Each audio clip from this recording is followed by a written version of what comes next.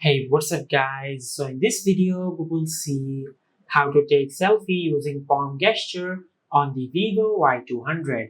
Now to do that, just open the camera app on your smartphone. From here, just tap on this icon to open the selfie camera. Now just tap on settings. From here, just tap on more settings.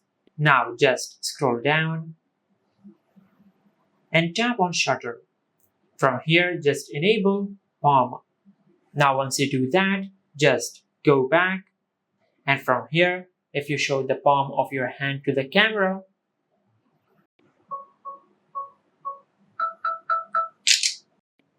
it will take a selfie, just like that.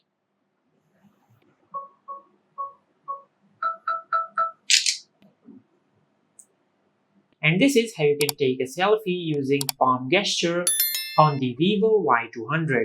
If you found this video helpful, please like the video and subscribe to our channel and hit the bell icon to get notified when we upload a new video.